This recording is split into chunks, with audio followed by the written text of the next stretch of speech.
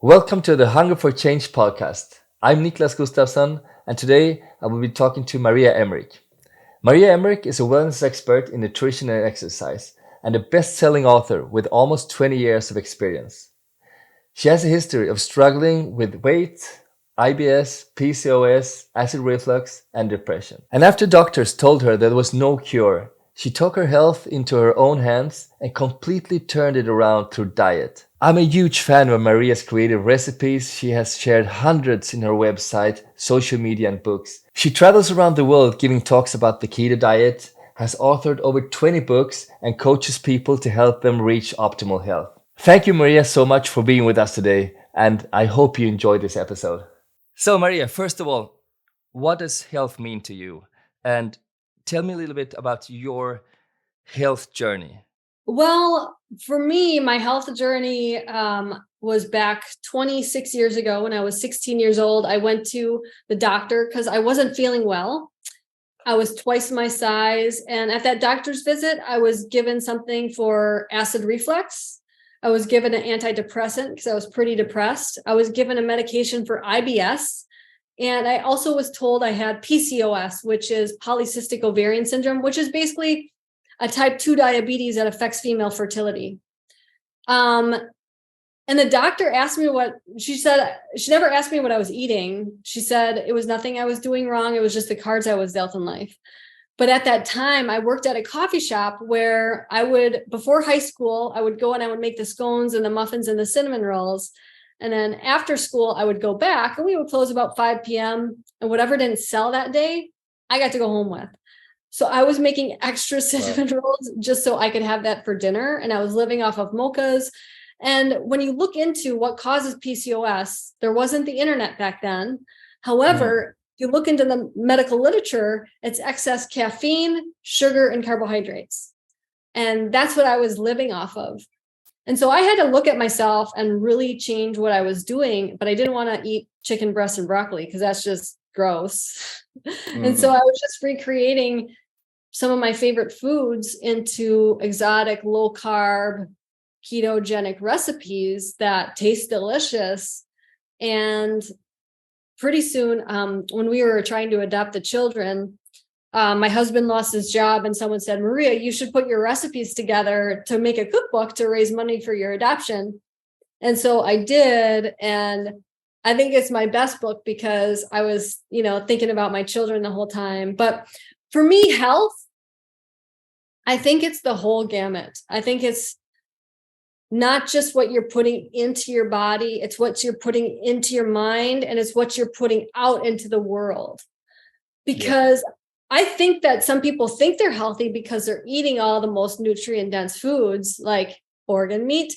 However, they're not putting love into the world. And I don't think that's a healthy person. I think we all need to work on what we're putting out into the world because there's just too many people that are ready to smash others. Totally. Yeah. What would you say, Maria, are the main benefits of the keto diet? I think the main benefit is it squashes inflammation, and inflammation is the stem of all diseases. In my book called Keto, The Complete Guide to Success, I have a disease tree, and the roots come down and the diseases come out, and there's all these diseases, and cutting inflammation is the best way to get rid of all of these diseases, whether it be, cancer and heart disease. And I don't want to say keto can cure cancer because I do not believe that. There's so many other pieces to that puzzle, but heart disease and diabetes and all of these issues, it kills inflammation. We all know that sugar is inflammatory. And to me, when you put a cracker in your mouth, even though it's not sweet, it doesn't have sugar, it turns into sugar in your blood. Yeah. Cutting that stuff out is important too. So, what advice would you give to someone that is starting off with the ketogenic diet? I think that you need to set yourself up for success. And you know what I want to say?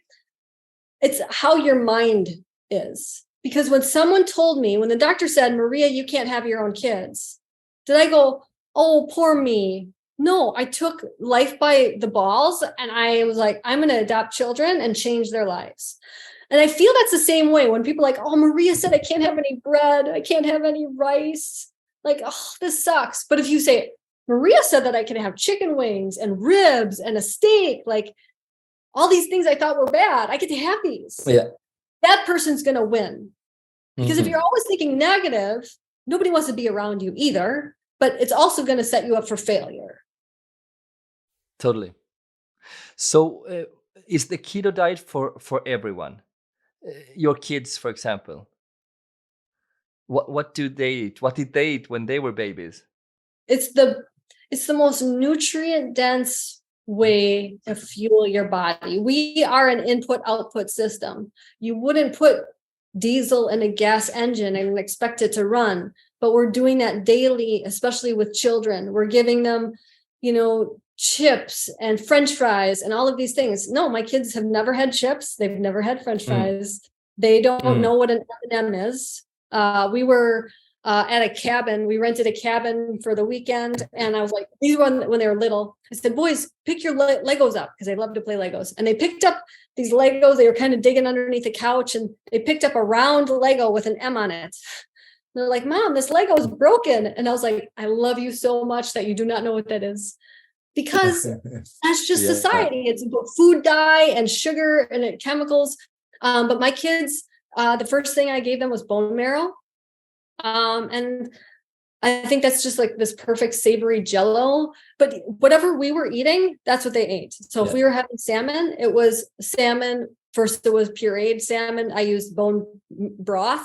They would drink bone broth to make it thinner. But then once they could chew, just little pieces of salmon, it's like perfect. And I agree. That's perfect baby food. You don't need to chew it, and it's so nutrient dense with a lot of great fatty acids, right?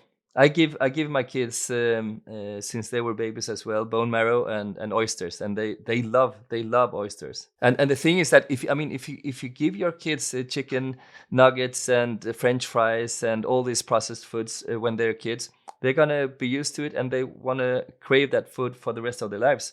But if you don't, if you give them like more paleo, like food that we had thousands of years ago, they're gonna want that food for the rest of their lives, right? If you look at our ancestral timeline, our bodies, we've only had like farming and like these processed foods for just a blip in our past. Exactly. Yeah. We don't know how to process that stuff. And I don't think we're ever going to learn how to process, especially those trans fats. I totally agree. Totally agree with you. So what about, I've been doing the paleo diet for more than 12 years now, and I still get those sugar cravings. Do you ever get them? And how should a beginner deal with these sugar cravings? Sugar is it's very powerful in the brain. The way it signals these triggers, sugar addiction is real. The best thing to do, instead of being like, oh, I can never have sugar again, I would say give yourself 15 days. Because after 15 days, you're going to get a new set of taste buds on your palate. And the foods that you think you crave, think that you like, those new taste buds are going to be open to new tastes, right? I do use things like stevia. Stevia glyceride is like a non-bitter stevia. I don't do honey and stuff just because it does affect my blood sugar way too much. With PCOS, I'm very sensitive to all of that. But I would say, if you give yourself 15 days, that's like nothing. That's like a fart in the wind, like you're going to be past 15 days and you're already going to have a new lease on taste. Yeah. For me, as I told you, I've been doing the following the paleo diet for more than 12 years, and I still get those sugar cravings, But I still, I also agree with what you say, that as soon as you start lowering your sugar intake, then your body asks for less sugar, for sure. Do you drink coffee? I don't drink coffee. Never drank coffee. That's awesome, because I know that people that do the caffeine or like coffee, your blood sugar goes up on average about 8%. And then later in the afternoon, that's when you get sugar cravings because it's coming down. So that's not your answer. I'm not sure. I'm curious what you mentioned, stevia. in Europe, the stevia is synthetic. Do you, when you say stevia, do you get those the leaves from Peru and you use those, or do you use synthetic steviol? You can certainly buy a stevia plant and have it in your Yeah, house. yeah. No, I do use What do the you do? product. I do use the product. I'll be honest, like that. There's a Yeah. stevia glycerite. It's called. It's a non-bitter stevia, and it's organic stevia with some like a glycerite form. Yeah. So it's Yeah, not, yeah, not yeah. bitter. Okay. There's no judging. So- like I'm not a judgy person, so Yeah. like I don't know. Yeah. So recently, I hear more about being ketosis. That's great for a day, a couple of days, a few days. But if you're constantly in ketosis, that would be not so good for your health, because it's a kind of a state of emergency for the body. It raises your cortisol levels, which raises your glucose levels. What do you say about that? I think a sugar addict said that study, because I think when you're in a state of high blood sugars, that's much more dangerous than a ketogenic state any day. I've been doing this for 26 years now, and I have yet to wait for a cortisol rise like that. And I want to say this too, like there's been some really difficult events that I've had to deal with in my life. There's no way I would have been able to get through them in a positive manner if I wasn't eating this way. I feel like I'm much more even keel. Bad things do happen, and I'm able to deal with them much better than when I did with sugar. Okay. Yeah. You don't agree? No, I don't agree. I know that you're a runner and that you've been running marathons. How do you, when you reach that wall, in Europe we say it's like between kilometer 25 and 28. What do you do? Do you use those gels? Do you take a banana? How do you get energy fast? I've never done the gels or a banana. I would bring electrolytes, salt, potassium. However, I never really hit a wall, because when you're in a ketogenic state, you have infinite amount of fat to use for your energy. And I see this with my children too, which I'll get to in a second. But like when you're running off of glucose, you only have about 2,000 calories in your liver and your muscles. When you run out of that, that's when you hit the wall and you need to grab the gels and stuff. But if you're automatically starting with your fat cells, with your, free fatty acids, you will make it through without hitting that wall. And I see that with my children, because we're playing on the beach down here all the time with other kids. And the other kids have to stop and have lunch or a snack. And my kids are just like running circles around. I'm like, come on. And I just see it in them a lot too. I believe that because I run a few marathons myself, Ironmans as well, and I believe that once that it's amazing. I haven't done the one in Hawaii yet, but I hope I will get there as well. I'll watch you on TV. So I do notice then that when I started going paleo, and I started to get my energy from fat instead of from carbs, I do notice that the difference between burning carbs and burning fat, that's much more smooth.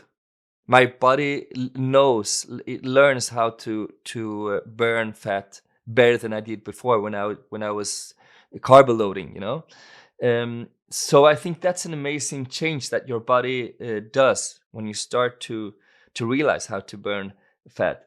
But still, when you've been on the bike for several hours, and then you're doing the marathon, and you're like you're getting closer to the finish line, your body screams for fast energy. It doesn't want to like burn it the slow way.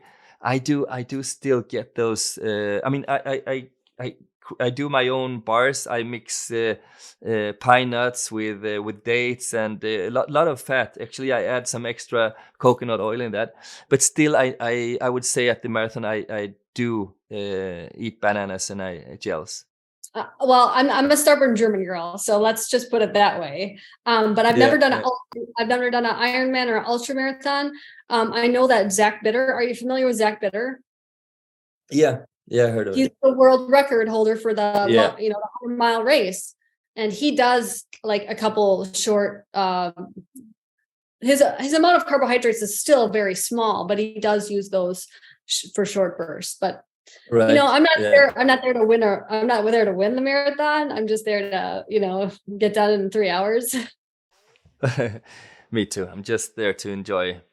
Maria, I recently watched one of your YouTube videos where you talked about the good sugar spikes, and actually I never heard that before. So could you? I'd like to hear your thoughts on that. And you actually talk about the good stress.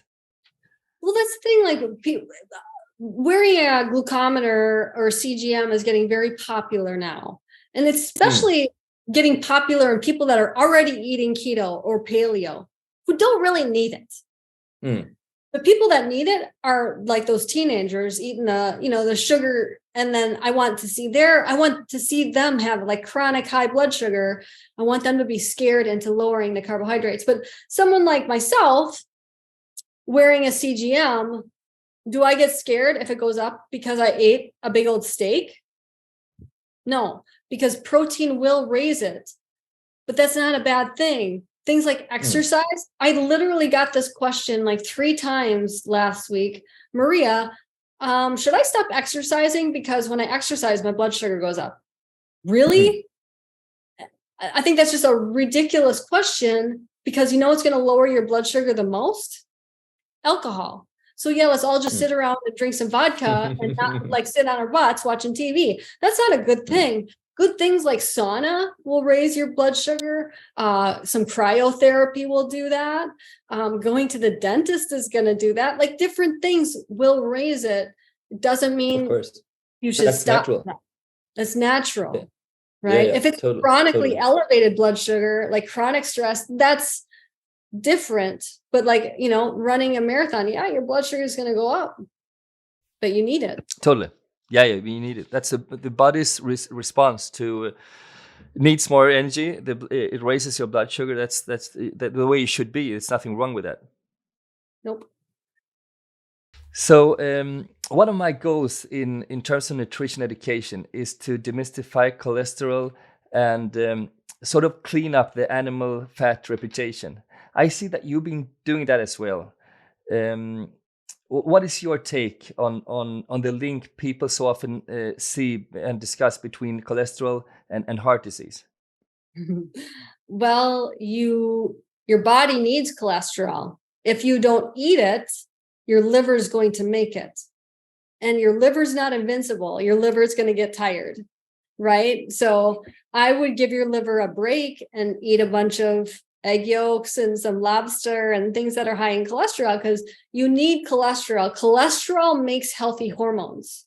So to my point, when a woman goes through menopause, her cholesterol levels automatically rise. And to a traditional medical doctor, they're like, you need to go on a statin drug to lower your cholesterol, right?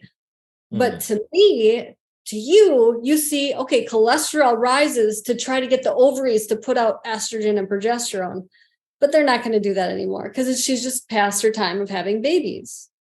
But the cholesterol is going to stay elevated. And that's not a bad thing.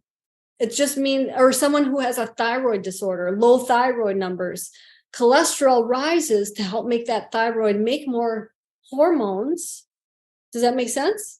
Cholesterol is essential for, this is why cholesterol is really great for fertility and pregnancy, because you want those healthy hormones, But cholesterol causing heart disease. I mean, my grandpa had his first heart attack at 32. And that's because he never ate butter. It was always, I can't believe it's not butter. You should follow that low fat diet, right? Low fat diet and the fake fats. And then my grandma ended up having Alzheimer's because of that. Those fake fats. That's horrible. Yeah, I totally agree with you. I mean, I do have quite high LDL myself, like like 190, sometimes even 250. Have you been told you're a lean mass hyperlipid responder? Yeah, I mean, when I go to the doctor, I go once or twice a year to make this check. They're checking all my blood levels and blood work, and I mean the doctor immediately says you should be on statins, you know, and without knowing, actually without checking the rest of my biomarkers. And I think that's I mean that is horrible. And so at the finally a few months ago I did a scan, yeah, magnetic scan, because I wanted to see if I had some calcifications, and I had zero. So actually I want to do something about that on my social media, because I think it's it's really important to for people to know that a high LDL doesn't necessarily have to be bad. Actually, it can be good. It can be good. It's called a lean mass hyperlipid responder. If you look up Dave Feldman is a dear friend of mine, and he's doing a lot of studies about people like you and myself. It's someone who's usually lean, that exercises a lot and eats a fatty diet, eats a high fat diet. That's usually a lean mass.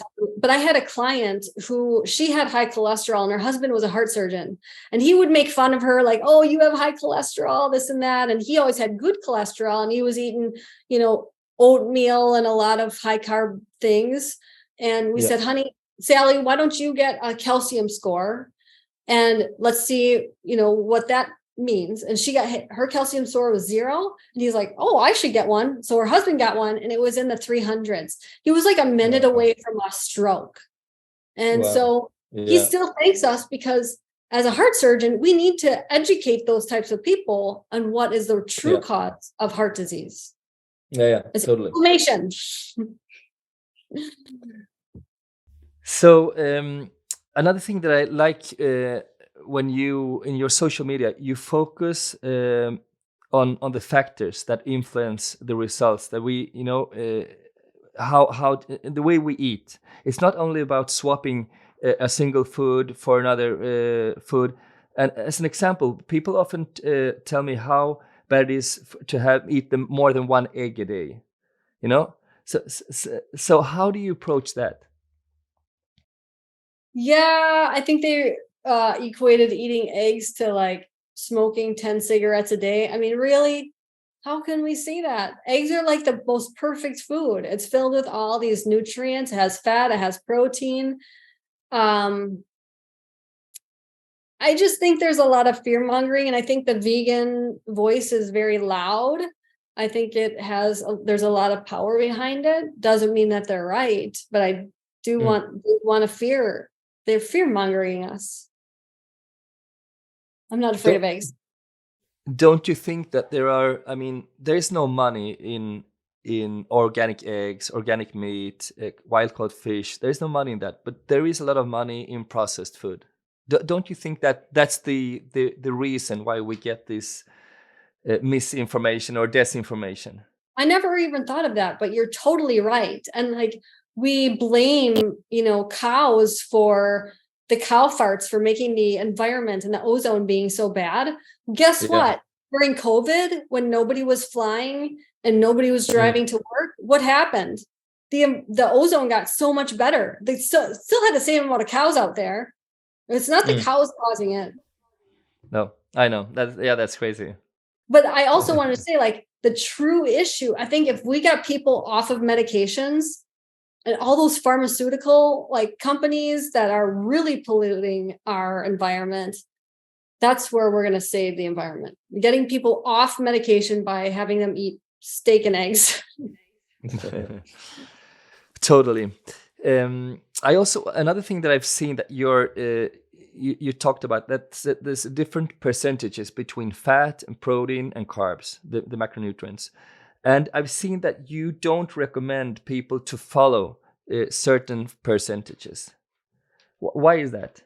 Because it's going to cause you to fail if you follow percentages. But if you do macros, that is where you'll find success, because percentages is very skewed. But if you do macros, your own personal macros, which I do have, to my own horn, I have a free macro calculator on my website. because you have a different muscle amount than I do, right? So your macros are going to be much different, and your protein is going to be much higher than mine because you're a male and you have more muscle mass. So, and I do wish people would follow a ketogenic diet with more protein than fat. A lot of people are doing like 70% fat with very little protein, and they might see a lot of weight loss on the scale, but you are losing muscle mass. Yeah. Where if you flip it, I mean, proteins what give you beautiful hair, your skin, your nails, and then fat is on top of that. Because a lot of people automatically think a ketogenic diet is great for fat loss. If you're eating butter in your coffee, that's not going to help. Why not? Why isn't it going to help you? Oh, well, okay, if you're coming from eating cereal to that, sure. But I have a lot of charts showing how many nutrients are in that fatty coffee, which coffee is filled with mold anyway, and it makes you less insulin sensitive also. Or if you have steak and eggs for the same amount of calories, this is where the nutrients are. There's no nutrients in that fatty coffee. The nutrients are here, and you have a lot of protein to give you muscles, hair, skin, nails, all of that. That's what you want to do. So in your, I mean, how more or less, I know that you don't want to talk about percentages, like exact percentages, but more or less, what would you say is your relation between fats, protein, and carbs? Carbs, I suppose, is very low, but protein and fat. Me personally? Yeah. I would say close to zero carbohydrates, just because besides like scallops and eggs, I don't do much else. Honestly, mine's probably 50-50, but it's because I am very lean. I don't have a lot of body fat to use for fuel, and I exercise a lot. Yeah. If somebody were to they were overweight, wanting to lose weight, and they're not active, I would say let's do 80-20, 80 protein, 20 fat. Okay. Yeah. How many meals a day do you have? I got caught up with doing the OMAD thing, the 1 meal a day, and I ended up losing a lot of muscle mass. Yeah. So I personally don't really recommend OMAD. I don't like to be excessively full either. So I do 3 meals a day. I still do it in my 8-hour window. Like I still like the idea of intermittent fasting to give my body time to rest and not be processed, nutrients. So I still do an 8-hour window, but I do 3 meals. Yeah. What is your take on autoimmune diseases? Do you think that a ketogenic diet can help you heal autoimmune diseases? I have thousands and thousands of testimonies of different autoimmune Hashimoto's, Graves, MS, Parkinson's, you name it, reversing it, getting off medication, going into remission. However, I do believe a lot of times the ketogenic diet is just way too high in dairy. And so that's why a lot of my books are dairy free. Most of them are. Because cutting out dairy, because we all know gluten is bad, let's cut out the gluten and the grains, but we keep the cheese and all of that in, and that is causing more of an autoimmune response than I think gluten is in many places. So cutting out both of them is key, as well as getting in some high doses of some different micronutrients like selenium or whatever the thyroid is screaming for. So yeah, you do believe that I agree completely, but I do think that dairy, I mean, there is a difference between processed milk, homogenized, pasteurized milk, and also if you recently, I mean, the last couple of years, I've been having goat milk and goat cheese, which I don't think triggers your immune system as much as cow's milk.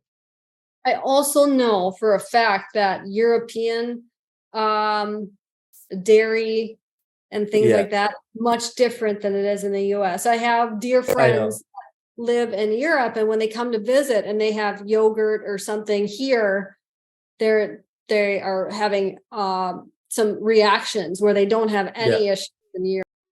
I know. Yeah, yeah, I know. I heard that that's has to do with the kind of cows because the protein in the milk is different. Must be. Have you heard that as well? I haven't heard that, but it sounds like I think the way we process it too must be much different. So, what is your approach when planning your meals, your recipes, and the meals? Do you experiment a lot, or did you experiment before, and if you're done experimenting? I do like I'm still writing recipes. I do them for clients, I do them for different companies and things like that. But when it comes to me and when it comes to even my children, we feel like we're kind of like dogs. We could eat the same thing and it doesn't bother us. We know what we like. We know what's the most nutrient dense. But it's usually, beef, like steak, scallops. Uh, there's a lot of fresh fish that we eat here that we love. Um, we do my protein bread where I use eggs. It's pretty awesome. But we're pretty simple when it comes to our daily intake, what we like to have every day. So planning is very simple because I know what I'm making, and I'm not cooking a lot every day, but I'm very smart about it. Like I batch cook. Mm. Um, like my kids love like my tacos. And so when I make the taco meat, I do like a quadruple batch and I'll put half in the freezer, and then whenever they want an easy lunch, it's easy to warm that up. And then we have these like taco shells made out of like egg whites. And it's very simple to make something like that. Yeah, Because yeah, yeah. I'm just like they love my Italian chili. And so I'll do a big batch of that. And then they just have to warm it up when they want a bowl. So I'm very smart about it. Work smarter, not harder. Yeah, we do the same here. I mean, batch. You call it batch cooking, right? When you cook a lot and you put it in the freezer, that's. I mean, that's the way to I think to get it easy. Um, I mean, an easy life about cooking because you just take it out of your freezer and the for example the meat you can have it for months and it never expires, right, in the freezer. Yep. So what about you? You mentioned that you eat a lot of fish, seafood. Are you're not afraid of pesticides, microplastics? Is it all wild caught in Hawaii? It is wild caught here. I will say if you look at the nutrient profile, like things like selenium helps you detox if there's any mercury in it, it's going to help you Mm. detox that stuff. So I would suggest the smaller the fish, Yeah, the less toxins they'll have. So yeah. choosing a smaller fish is Less much healthier. tuna fish, less swordfish, Yeah. like less of those big fish, right? Yep. Have the smaller ones like opaka paka. What would you say, going back to the keto diet, what is the biggest difference between men and women in keto diet? Well, women have a bunch of hormones that come into play. Like men, I think when it comes to like even like the carnivore diet and things like that, it's much maybe easier for them. Where women, we have these hormones that they change our pain tolerance, they change our cravings, and it's just the estrogen progesterone really kind of control that. So that's where one thing kind of comes into play. We also like go through a process where our body's ready to make a baby, and then it wants different nutrients, and even like our exercise levels get very different. Like the times of the Mm. month you can exercise better. So just being aware of that, being aware that you might really crave carbohydrates and sugar during Mm. certain times of the month, but you kind of learn your tips and tricks on how to beat them. Yeah. Do you have any specific morning routine? Yeah. I have had a morning routine for decades, which I love. I love getting up very early. I'm a morning bird. I will go to bed so early so I can wake up early and have that Really? sunrise all to myself. Yeah. And I usually I'll work a little bit when I first wake up because it's so dark out, but then I'll go run the beach and I'll watch the sunrise when I'm running. And it's just, if I don't do that, like if I have a flight or something where because I like never missed a day of running in years, but if I have a flight or something that causes me not to, it just feels like the day's not right. Something's off. And what about breakfast? My breakfast is after my run. I wait to eat until after I run, and it's usually close after I run, and it's usually a tenderloin steak. Really? Yeah. With just the steak, or you have anything with the steak? I make It's called the best steak sauce ever. It's really good, and I always have that in the fridge, and I have that on there. But I bow hunt with a bow and arrow. Okay. So we'll do venison, like tenderloins and stuff like that. That's really good. But it's very easy. I just you fry it up for like 5 minutes and you have a great breakfast. Yeah. Do you so we talk about cooking. So you say you fry the steak. Do you also put it on? Do you put it on the grill as well? Do you boil it? What is your preferred way of doing the steak? I sometimes grill them, but cast iron is my favorite. Cast Okay. iron for sure. Yep. Mm. I just got some Wagyu lard or Wagyu tallow, and that makes like a perfect crust on the outside. What do you prefer to fry in? Is it butter or tallow, or is maybe coconut oil? Tallow gives you the best crust on the outside. It gives you like Right. almost, I agree. yeah. So with that for sure. Yeah. Do you use coconut oil? I do sometimes, yeah. Especially if I'm trying to avoid dairy. But I prefer butter over coconut oil. What's your favorite dessert? My favorite dessert, probably ice cream. I think that even heavy cream can be so sweet on its own. You really don't need to add much to it. Okay. So the cream is the sugar, It's just the sweet naturally. part.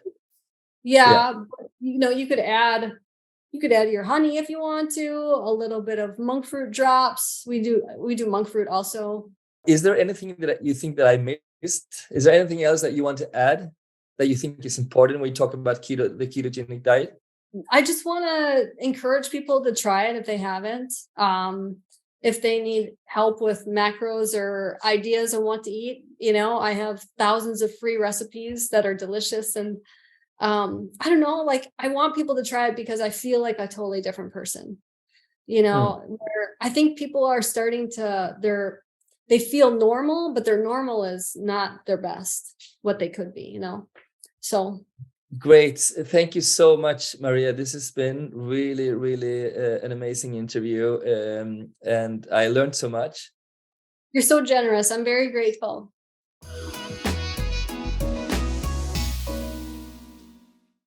Thank you for tuning in to the Hunger for Change podcast.